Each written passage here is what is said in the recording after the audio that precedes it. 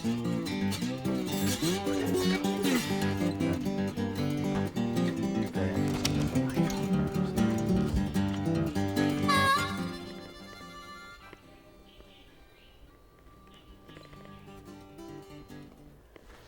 and welcome to Interview Showcase. I'm Tim Blackburn, and joining me today is Ricky Goodall. Ricky is a mixed martial arts competitor as well as a second-year marketing student here at NSCC Waterfront.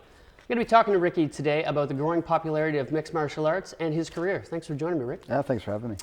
Now you're 26 years old and you've been competing professionally since 2007, but your interest in fighting goes way, way back to your childhood in New Glasgow.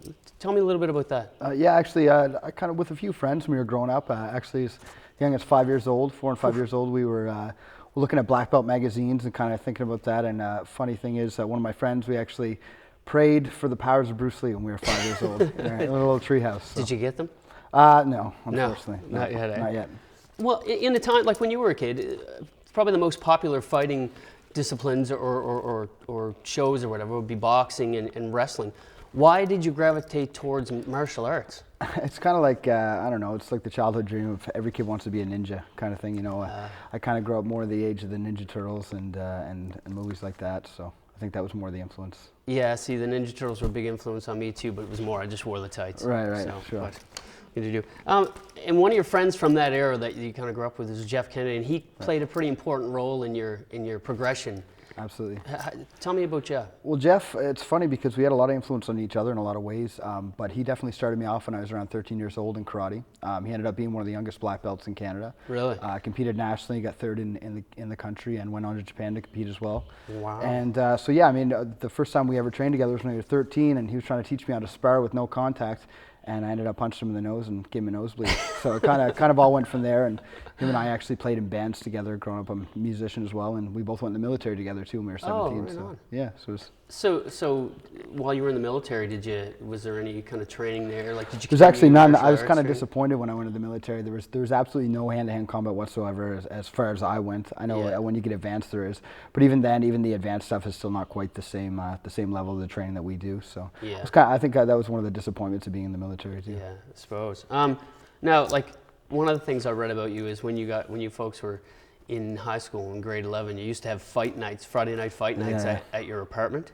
Yeah, I lived on my own pretty young, so I had my own apartment, and we used to basically get together at lunch times and Friday evenings, and we basically just had Walmart boxing gloves, and we didn't have mouth guards. Looking back, it's kind of crazy. We didn't have mouth guards or anything. We had no idea what we were doing. We were out in gravel driveway, basically just beating the crap out of each other. But. So your parents were okay with that, or? Well, yeah, it kind of paved the way for what we did now, but yeah, it's definitely because I know for myself, you know, like I said, myself and my cousins were into wrestling, but when we tried to imitate, we were kind of told not to do that. So your parents were totally great with it. Yeah, I mean, it's kind of just one of the things we just kind of did, and you know, not all the kids' parents obviously knew what was going on. But, yeah.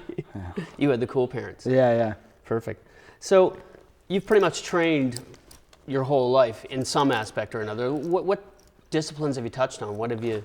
Well, I started with karate, and that was a big passion of mine for a while, mostly for the traditional aspect. There's a lot of theory involved. There's a lot of actually learning Japanese terms and things like that. But I kind of transitioned into kickboxing when I was 15, which has a lot less techniques but a lot more application, and more practical use, and kind of went on to jiu-jitsu and judo and wrestling from there. And they're all important aspects of MMA training later on, but I just kind of liked them. I enjoyed them, and the kickboxing was best because it was a lot more competitive than the karate was. Kind of happy coincidence. Yeah.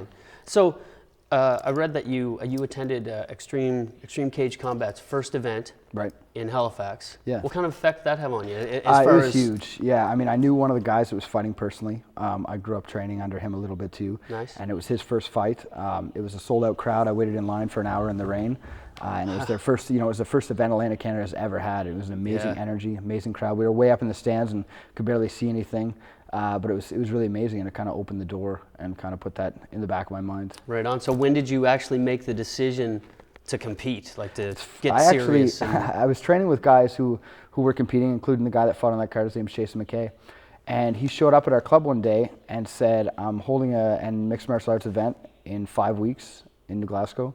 Do you guys know anyone that want to compete? And I just literally just jumped in right then and said I wanted to do it. Nice. And I was about 25 pounds off where I needed to be, and started the hard work after that. So when you started, that's I guess one of the things that's I find through your story that I've read is the cutting weight and coming down in weight classes, and that's pretty integral when you're training. Yeah, for it's huge. fights, eh? Mostly because you're fighting guys that are big guys. Like even at my weight category now, which is 170, I'm still fighting guys that walk around at 200 or 205. Wow. So I mean, to be fighting at 205, you're fighting guys that are 240 pounds and above. Wow, that's so crazy. I mean, it's really part of the game. You have to, unfortunately, be. Totally.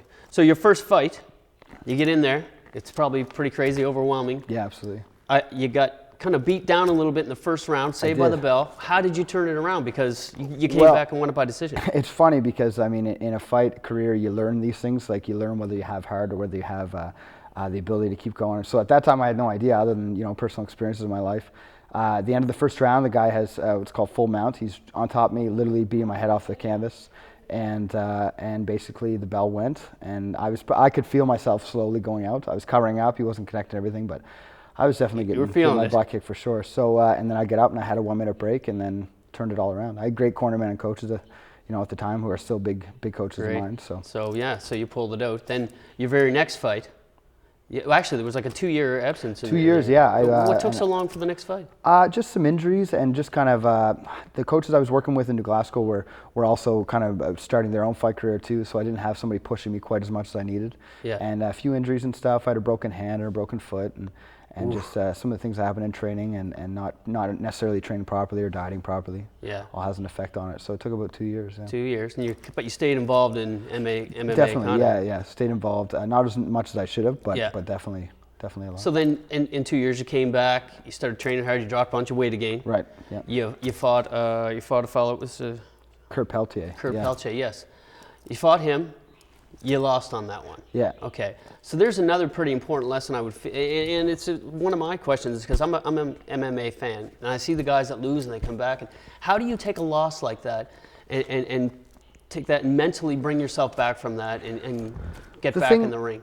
The big thing about losing is that everybody loses. Yep. There's nobody that has a perfect record. The most important thing is that you give it 100%, and then when you lose, you just know that you weren't at that level yet. When I lost that fight, I knew I should have been able to win that fight. Yeah. I went in the fight with a little injury, like I told you, I had a little torn rib. Yeah. I was winning the fight. I was completely winning, dominating. I just got caught with a shot, and when I got to the ground, I couldn't really move to my side. I had the torn rib, and I kind of beat myself. And then, that plays in your mind. When you go in a fight and you just get finished or you get beat by points or whatever, you have no choice over that. It just kind of happens. But when you know you could have did better, that's what drove me to work harder after that. Nice. And then you came back, had a four win streak. Right. Then you've been fighting some pretty impressive guys lately and stepping up to a national stage. I see you brought your trunks in here with all you. Tell me about this. Well, these are my fight trunks that I fought for Warrior One, which is the biggest event that's ever hit a light in Canada. Yep. It has an international television following. They're covered by Fox Sports. They're covered by The Score in Canada, the Fight Network all across the world.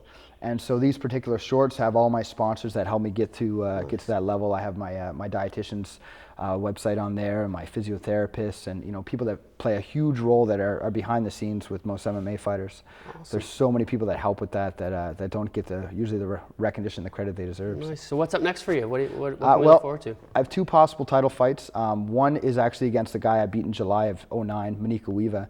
He has a title now in Moncton, where I've moved on and moved to bigger stages.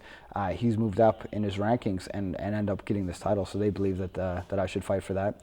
And also a world title that I lost by 1 point by decision.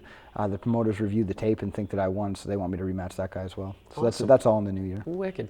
Well, unfortunately, that's all the time we have. I want to thank you, Ricky, for coming in. For sure. Thank you at home for joining us. I'm Tim Blackburn, and I'm looking forward to the next time we meet. Take care.